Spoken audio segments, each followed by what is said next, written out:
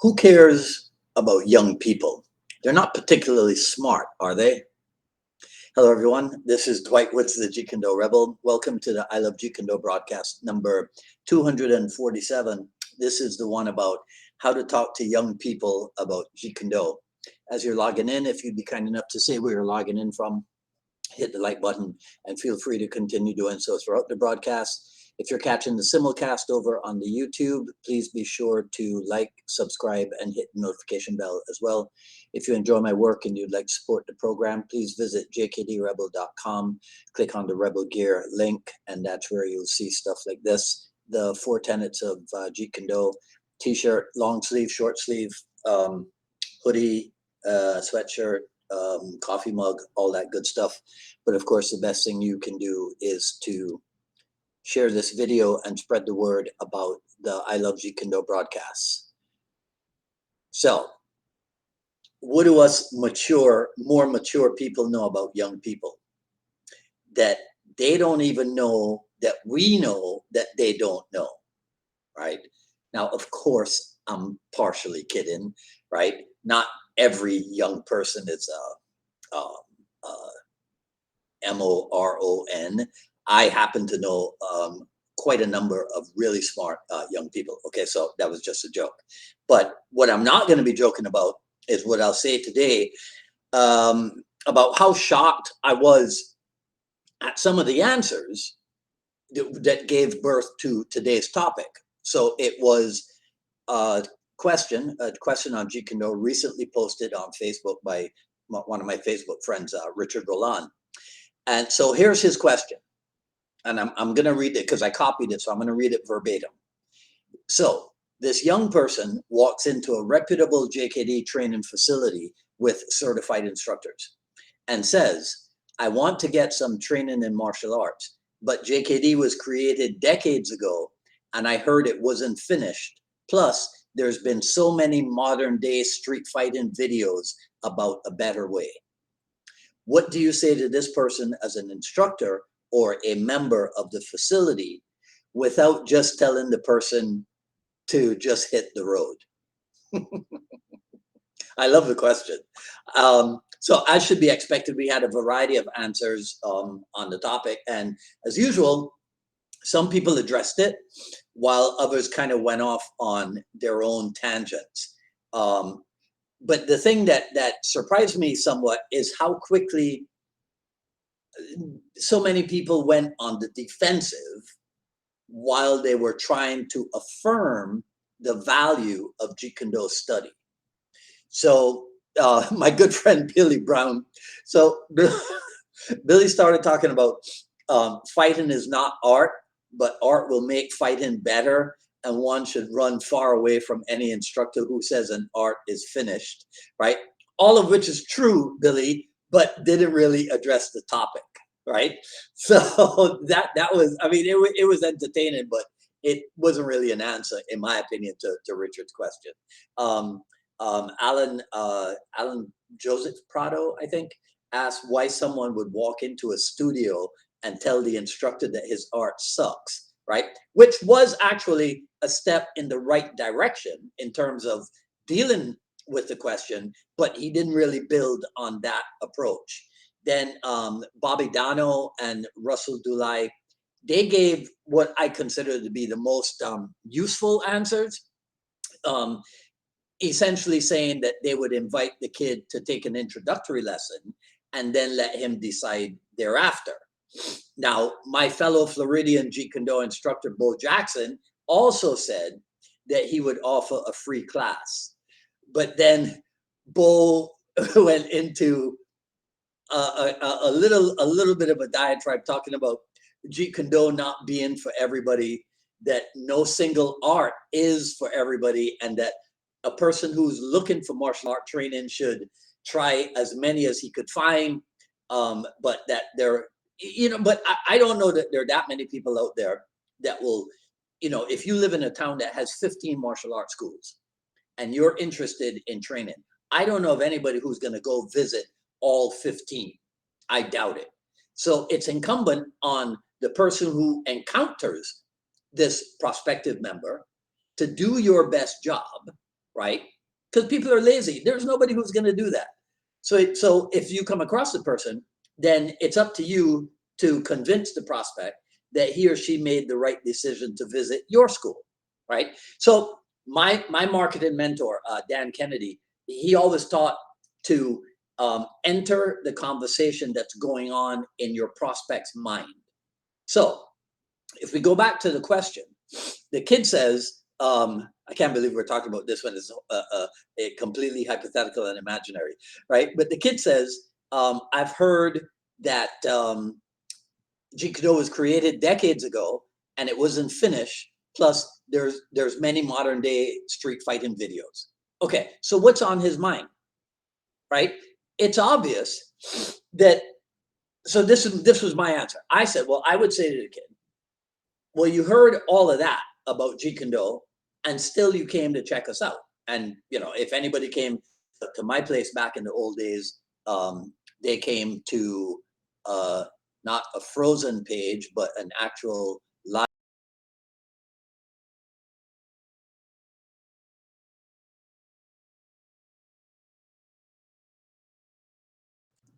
with an actual live. See, my internet quality just went up, and it bounced me off. Right. So I was saying, if anybody came to my place back in the old days, I mean, even today, I have 5 people right now inquiring about our little training group, which meets outdoors in a park. And guess what? They're still inquiring about Jeet Kune Do. They're not inquiring about martial arts in general or what have you. Anyway, I'm digressing and tangenting.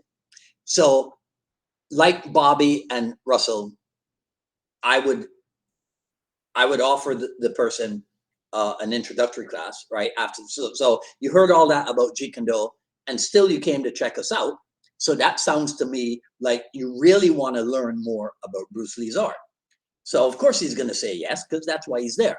So I say, well, okay, let's go. If I have time, let's go on the training floor, and I'll give you your introductory lesson.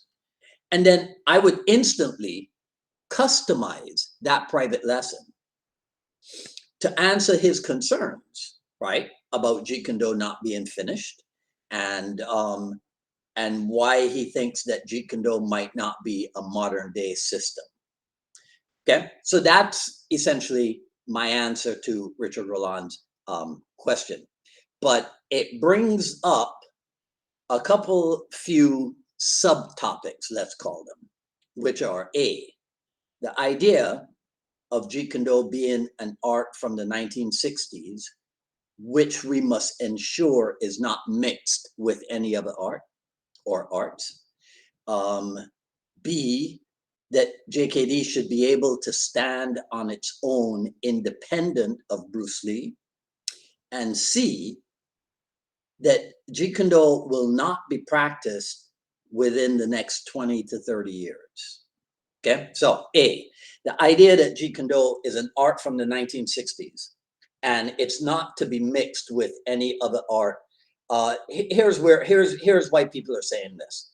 Because they're afraid of running afoul of criticism from those people who like to say that we're adding stuff to Jeet Kune Do. So you need to stop being a Jeet Kune Do apologist. You're defending yourself against inaccurate accusations. If somebody is misinformed enough to make a claim and you refute the claim the first instance, and then they come around a second and a third time with their same misinformation, and you refute them the second and the third time, at some point, you need to stop thinking that one day they are magically going to stop and say, you know what? You finally convinced me that Dan Inosanto never attempted to add anything to Jeet Kune Do and call those arts JKD. It ain't going to happen. If somebody wants to think that the art of Jeet Kune Do, whose founder clearly stated that it is not a fixed system, right? Then let them think what they want to think. You need to have more conviction in your belief And one way to acquire that conviction is to read what Bruce Lee himself said about his art, not what some condescending Jeet Kune Do instructor or even a well-read but underinformed Bruce Lee biographer has to say about Bruce Lee's art and or about Bruce Lee's premier disciple, one of the three people appointed by him to teach when he couldn't be there. Next subtopic, JKD should be able to stand on its own independent of Bruce Lee. This is absurd. No martial art in existence has ever been asked to stand on its own independent of its founder.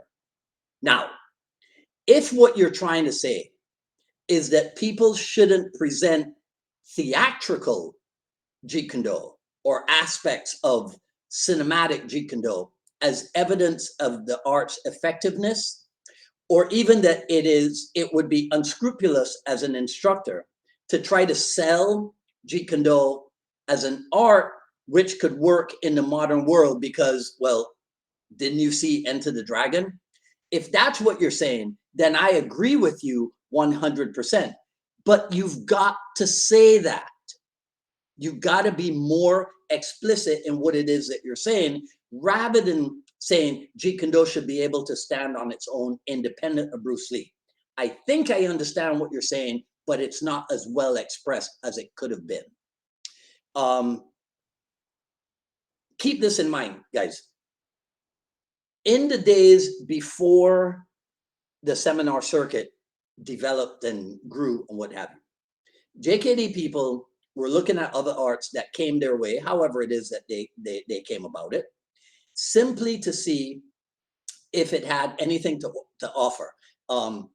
If there was anything from this art that they could adopt, whatever word you want to use, which would translate into combat efficiency. JKD people were interested in things like speed and power and endurance, for example. So if you had the opportunity to train in Muay Thai with a Muay Thai expert, and you're interested in things like speed and power and endurance, and how you might be able to adapt that into your combat efficiency, then yeah, it might behoove you to try it out and then bring what you got from that training back into your JKD training. Here's the analogy. If I wanted to learn Portuguese, I could get, today, modern era, I could get a teach yourself course, right? Or I could sign up for in-person or online classes. And after a period of study and practice, the Portuguese language would be absorbed into my ability to speak. And when I come across any cute Bahia girls here in Miami, right, then I'd be able to put that Portuguese language to use. Now, take it back to Bruce Lee in the 1960s. He didn't have the kind of technological access that we have. So what did he do? He had to resort, his primary resort was to books and self-study. So he took stuff from Choi Le Foot. The back fist comes from Choi Le Foot. It's not a Wing Chun technique. Praying Mantis, the Tam Toi is probably where he got some of his kicking stuff. And he added that to his Wing Chun. And then he added techniques from boxing.